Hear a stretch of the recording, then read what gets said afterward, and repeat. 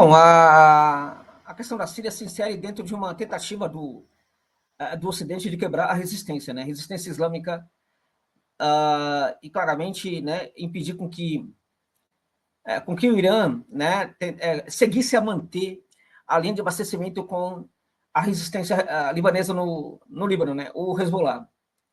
De certa forma, o que acontece na Síria é uma derrota, né, para a política de proxies do Irã. Ao mesmo tempo, eu acho que a resistência ela não vai ser destruída em virtude disso, inclusive a resistência libanesa, né? Vou explicar isso por quê. Bom, o que acontece na Síria é fruto também do próprio acordo de Astana, né? Que fragiliza bastante as posições do governo sírio, dificulta muito para o governo sírio até mesmo a prática de ações militares para recuperar territórios, né? Para recuperar aquela região de Idlib, para recuperar também a parte mais ao leste do país. O que acontece na Síria também pode ser fruto para muitos, inclusive, né, pode ser fruto da dificuldade da Rússia de manter o governo Assad, né, de promover uma tentativa de recuperação dos territórios sírios que não estavam sob o controle do Assad, e muitos também falam isso do próprio Irã, né? Essa leitura é uma leitura que eu respeito muito, mas é uma leitura com a qual eu mantenho algumas discordâncias, né? Ou que pelo menos eu tento relativizar em certa medida. A meu ver, eu não consigo, assim, eu não consigo. As pessoas precisam entender que a Rússia ela não estamos falando de Estados Unidos, né?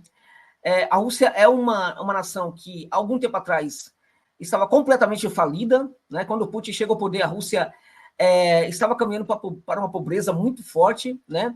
E a Rússia, a partir de então, parte para uma recuperação econômica.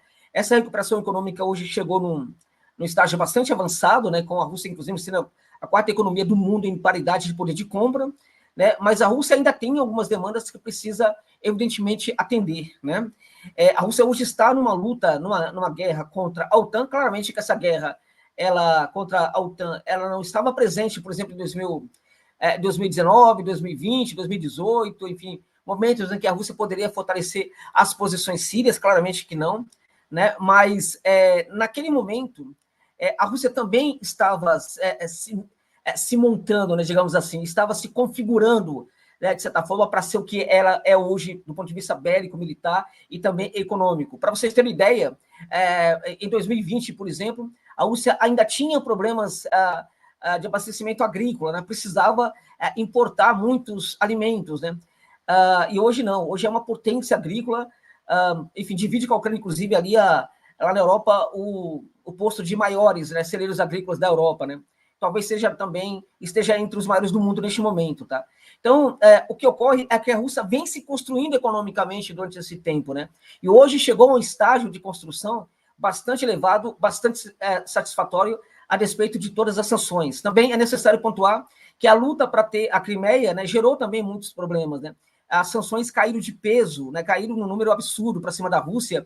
Isso também dificultou bastante o trabalho. A Rússia sabia que para atender às demandas do povo russo que estava no Donbass, era necessário também se rearmar, se fortalecer econômica, militarmente e tudo mais.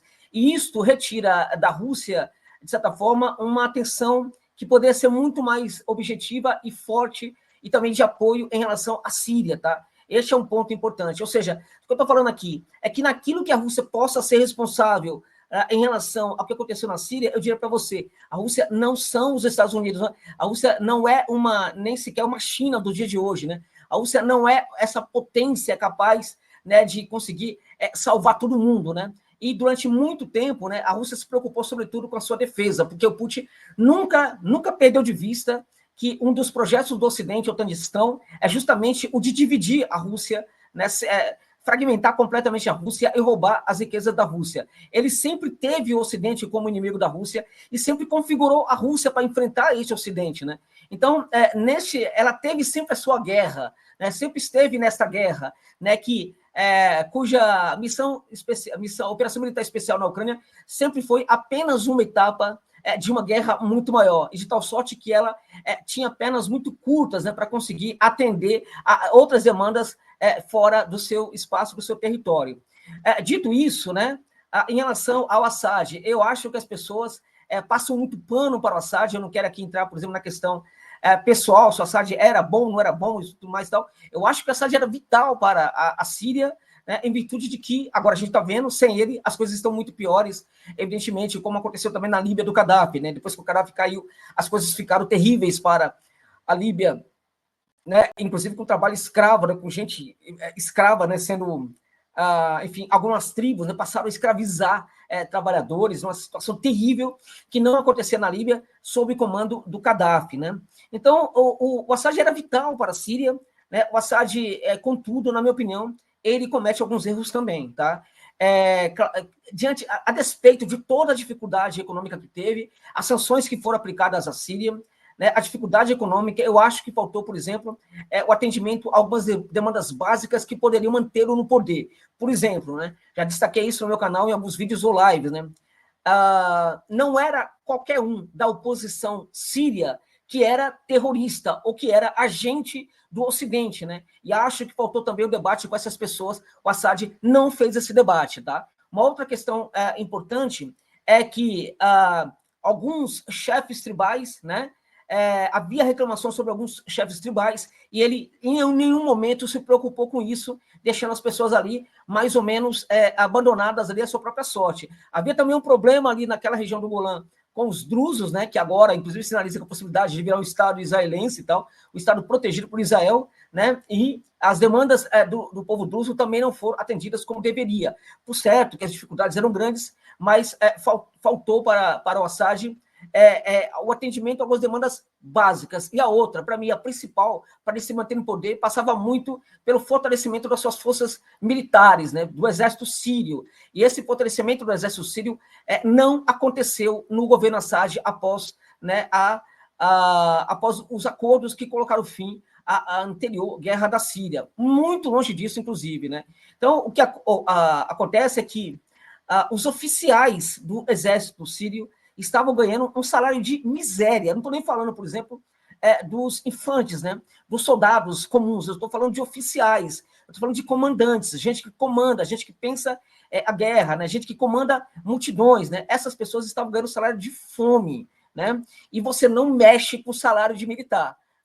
Sobretudo quando você está numa região em que você está cercado por inúmeros inimigos. Mais do que nunca, você precisa do apoio, da fidelidade dos militares. E nisto também o Assad falhou. E falhou por quê? Né? Provavelmente também em virtude de que ele sabia que poderia ter ali a ajuda da Rússia num momento difícil, ou mesmo do Irã.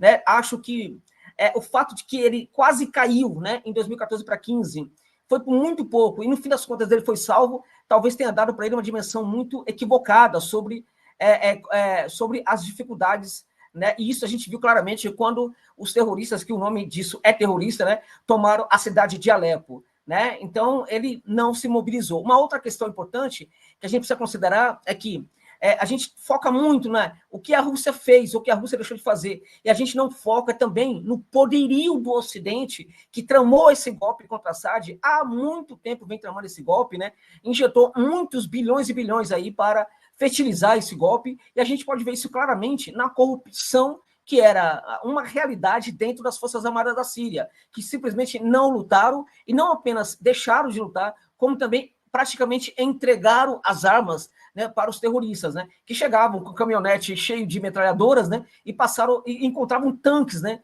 que eles passavam a utilizar para atacar outras cidades da Síria, né, a partir de Alepo, a partir de Rama, a cidade de Homs, né, e a partir de Homs, a cidade de Damasco. Então, todas essas questões aí, né, elas são importantes para relativizar um pouquinho essa visão de que, a Rússia traiu o Assad, tanto traiu o Assad que o Assad foi para Moscou, né?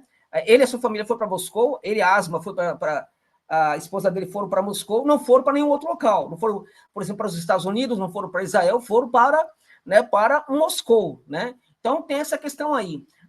às vezes esperamos que a Rússia faça coisas que, de repente, não passa sequer pela cabeça do povo russo, né? Que está muito mais preocupado com a sua luta, a sua grande guerra contra o Ocidente do que propriamente em tentar se articular em outros locais do mundo. A despeito disso, né, importa muito reconhecer que a Rússia hoje é muito ativa, eficiente, ali na faixa do Sahel, né? Tem ajudado muito, né? Também é eficiente hoje, sobretudo, né, está aumentando, inclusive, seu apoio na Líbia, né, como cheguei a relatar no vídeo que eu fiz hoje para o canal, né, e a Líbia poderá se tornar, inclusive, aí uma outra área de forte influência da Rússia em pouco tempo, tá? E a Rússia está presente hoje, está aumentando as suas armas, inclusive, na Líbia neste momento, em virtude de que, né, há um dos governos, digamos assim, no governo nacional, o Exército Nacional da Líbia, né, que está sendo enfrentado, né, de todos os lados aí pelo Ocidente, né, precisa ser fortalecido. E a Rússia está fortalecendo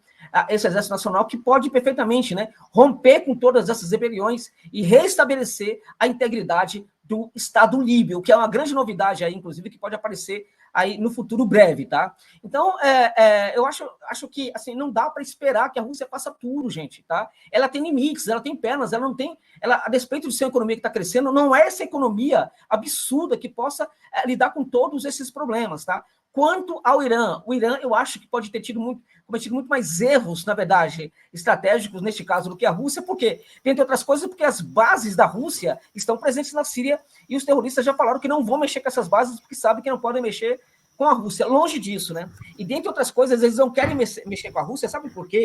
Porque o Jolani, que é o líder do Hayat Tahrir al-Sham, né, o HTS, ele tem uma desconfiança de que o Ocidente vai descartá-lo. Este é o ponto interessante. Ele desconfia que será descartado, tá?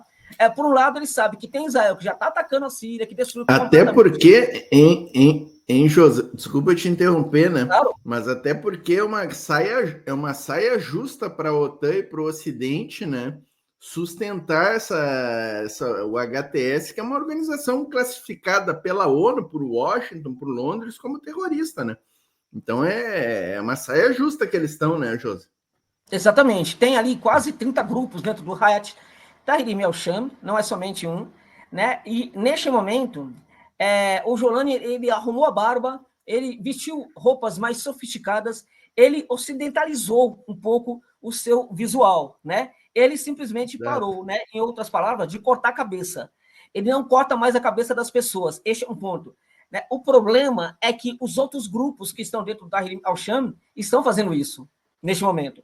E ele não pode fazer nada, sob risco, inclusive, dele ser destronado por esses grupos que estão dentro do Tahrir al-Sham. Né? Então, o Ocidente sabe que ali tem muito problema. E o que a gente vê agora, inclusive, é a sinalização de que podemos ter pequenas guerras civis acontecendo na Síria em vários locais, dentro, inclusive, do próprio Tahrir al-Sham. Né? E, ao mesmo tempo, podemos ter um problema do Exército Nacional Sírio, que é o exército turco, né?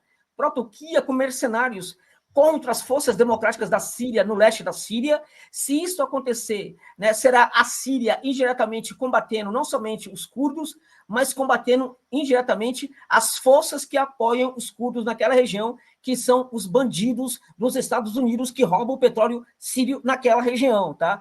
Os bandidos dos Estados Unidos apoiam as forças democráticas da Síria, não querem o fim das forças democráticas da Síria, até para fragilizar, né, a posição do Erdogan, que é outro doido, né? Ao mesmo tempo, o Erdogan, né, está fortalecendo o Exército Nacional Sírio para combater as forças democráticas da Síria. Ora, por que o Erdogan não coloca o exército regular da Turquia para combater, para entrar naquela área e combater as forças democráticas da Síria? Porque seria invasão. Né? E ele estaria lutando diretamente a Turquia contra os Estados Unidos, né? 2 países da OTAN. Só que ele pode fazer perfeitamente este combate através do quê? De um proxy. Então, o Exército Nacional da Síria tem essa função de combater ali o que for preciso para tomar aquele território definitivamente ali dos curdos, né? Então, temos a possibilidade de um conflito naquela área, temos a possibilidade de conflitos dentro do próprio Tahrir al-Sham, temos a possibilidade de um conflito também entre 2 grupos, né, que são apoiados pela Turquia, né? O Exército Nacional da Síria, que de Síria não tem nada, né, com o HTS, porque também o HTS foi apoiado pela Turquia, recebeu dinheiro de todo lado, de Israel, inclusive, mas também recebeu muito dinheiro da Turquia, né? E, na verdade, eles também podem combater, né? E o combate entre essas partes pode acontecer na parte mais ocidental, naquela região de Idlib e também de Alepo, né? Então, a situação da Síria é terrível, a situação do povo sírio é catastrófica, foi uma derrota, sobretudo, para o povo sírio, né? Mas é uma derrota que precisa de melhores leituras, né? Leituras muito mais objetivas, menos apaixonadas, né? E que entenda, né? Também considere todas as forças, todas as economias poderosas que estavam por trás desse golpe, dentre outras coisas, porque era importante fragilizar a Síria, que naquele momento se colocava não somente como um auxiliador, né? Aquele que facilitava o trabalho do Irã e da resistência islâmica, mas também se configurava como um país menos ocidental de todos eles ali, daquela região do Golfo Pérsico, com exceção, evidentemente, de parte do Iêmen, tá? Então, isso precisa a gente precisa deixar claro, né? A Síria caiu, né, também por falhas do Assad, né, que poderia perfeitamente, se ele fizesse tudo certo, era muito provável que um golpe contra ele também fosse arquitetado para daqui a um tempo, né? Mas provavelmente as suas falhas também podem ter ajudado a que ele caísse muito mais brevemente, tá? E eu faço questão de chamar atenção para essa questão das Forças Armadas, tá? Então, em vez da gente ficar colocando a Rússia como traidora, eu discordo profundamente dessa leitura, né? É muito importante a gente considerar as forças do outro lado e, ao mesmo tempo, entender que a Rússia tem uma guerra muito maior que ela está enfrentando neste momento, que é a guerra contra a OTAN em território ucraniano. Ô, Josa, já vamos tratar desta grande guerra russa que estão enfrentando na Ucrânia, né? Mas rapidamente aqui tem duas perguntas interessantes. Uma delas é essa aqui, ó, do Sidney. Uma divisão do exército sírio teria declarado que continuará em combates. Tu sabe algo sobre isso? Ele está falando dos tigres, né? O tigre é uma espécie de PMC, né? Como o PMC Wagner, que foi criado ali, que depois é um PMC que passa a ser incorporado, de certa forma, às Forças Armadas da Síria, as Forças Regulares da Síria. Eles são muito bravos, né? São muito bons, né? E eles, na verdade, seguem no combate, acham que não está tudo perdido, não, e querem continuar até a morte lutando aí para recuperar o poder na Síria. Em que região eles combatem, o Josi? Ali no entorno de Damasco, para ver informações, se não houve sul? movimentação, né? Se não houve movimentação para atacar outras frentes, outros grupos tal, ali ao sul da região de Damasco. Certo. E a outra pergunta aqui também temos um problema também em relação à questão ali a questão da pressão que o Jolani tem agora, porque o Jolani está tentando até agora. Ele está tentando vestir a roupa de um democrata, né? Democrata dentro do que o Ocidente pensa, né? E cumprir algumas tarefas, né? Claramente que, por debaixo do pano, muita coisa que ele está falando que está acontecendo não está acontecendo, como, por exemplo, a violência, sobretudo contra cristãos, né? Várias entidades sendo invadidas, né? Universidades também, uma bagunça, né? Agora, se ele se postula como o cara que vai manter a soberania e a integridade, ao menos do encrave onde ele está, né, em Damasco, então, neste caso, em algum momento, ele precisa atacar Israel. Porque Israel está fazendo uma guerra terrível contra a Síria já, naquela região ali do Golã, né? E, inclusive, podendo chegar à área rural de Damasco, né? Justamente ali onde estão os drusos, né? Sinceramente, lá na frente, em outro momento, vamos falar também sobre essa questão de Israel aí, que tudo está saindo muito bem para Israel nesse momento. Talvez as coisas não fiquem dessa maneira daqui a um tempo, mas vamos lá, você falou que tinha que fazer uma pergunta aí, né? Ah, tá. Não, é essa aqui mesmo do Gabi ou da Gabi, né? Se Israel e Rússia seriam aliados, né? Olha, deixa eu só falar uma coisa para você. Para Israel acha que é a maior potência. Às vezes eles se postulam como a maior potência do mundo em alguns aspectos. Acho que eles entendem que são os maiores do mundo em alguns momentos, né? Quando eles presumem que os Estados Unidos são o território deles, né?